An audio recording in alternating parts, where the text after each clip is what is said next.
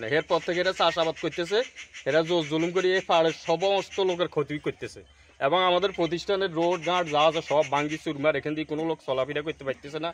তাহলে চাঁদা দাবির বিষয়টি মিথ্যে।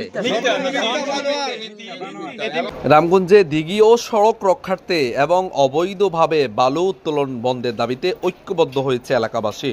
লক্ষ্মীপুরের রামগঞ্জে লিজকৃত দিঘিতে মাছ চাষ করতে গিয়ে চলাচলের সড়ক, দুটি শিক্ষা প্রতিষ্ঠান ও দিঘির পাড় রক্ষার্থে রবিবার বিকেলে দরবেশপুর ইউনিয়নের উত্তর দরবেশপুর এলাকায় এমন ঘটনা ঘটে।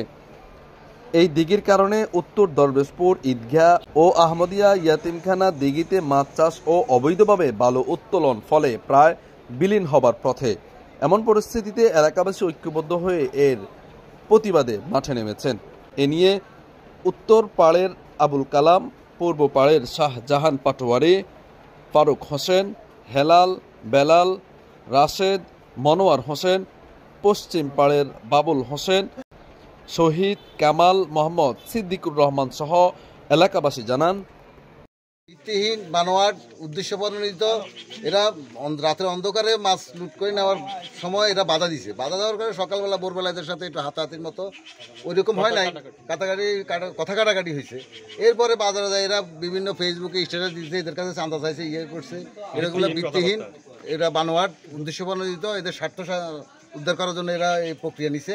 এদের সাথে আমাদের কাজের খিলেরও বিএনপির কিছু লোক আমাদের সাথে এটার সাথে হয়ে গেছে, ঝগড়ায় বা ওরা পয়সালের সমর্থন করিয়া এরা মাছ নিতে আমাদের কোনো বাধা নাই, তাদের মাছ তারা নিবে, কিন্তু আমাদের দিঘির পাড়ের স্কুল, এতিমখানা, পোরকানিয়া, এগুলো যেন ক্ষয়ক্ষতি না হয়। এবং গত কয় বছর তারা করছে, মালিকানা টাকাটা তারা দেয় নাই। তাহলে চাঁদা দাবির বিষয়টি মিথ্যে। কোনো প্রমাণ আদি এমন কোনো কথাই নাই, এমন কোনো কিছু নেই, এগুলো সম্পূর্ণ বানোয়াট। আচ্ছা, কি সমস্যা কি আপনাদের এখানে? কি সমস্যা? রোড নেই, আমরা বহুত এই যে হচ্ছে করতে হচ্ছে লোক এই রোডে চলে। তবে এই রোডটা আজ বহুত দূরের জন্য আমরা বহুত চেষ্টা করছি, যাক আমাদের কোনো কার্যকারী আর বিএমপি আমলে এরা 3বার উড়ে টাকা খাইলি দিয়ে লোক দিয়ে খারাপ ফোন করছি মানুষ লোককে ভাবলি আর মানব। রাস্তা কোথায়? রাস্তা তো নাই দেখি। রাস্তা তো নাই, রাস্তা দিকে ভাঙি রেখে। এখন আপনারা কি চান? আপনারা কি চান? আমরা রাস্তা চাই আর কি।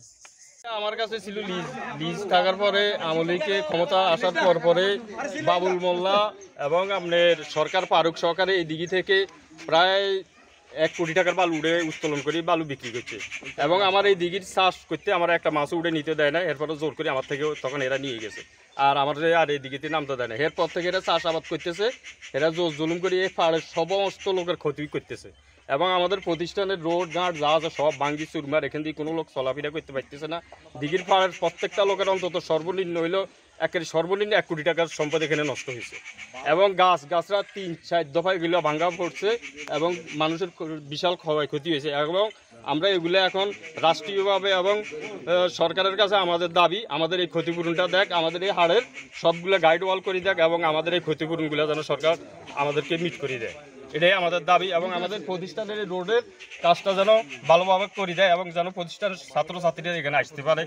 মাছ ধরার একটা অভিযোগ আছে, মাছটা ধরছে কে? লাস্ট থেকে ধরছে না মাছ, হেতাগম যখন এটারে পরিষ্কার করছে, করে যাওয়ার পরে মাছ পরিষ্কার কে করছে? এটা হলো ফসলেরা করছে। আচ্ছা, ফসলের বাই বা ওই আরো অন্য আমলা, ওইগুলোর নাম কি ফরাদ আছে, সেগুন সহকারে তারা এই মাছ তারা ধরছে।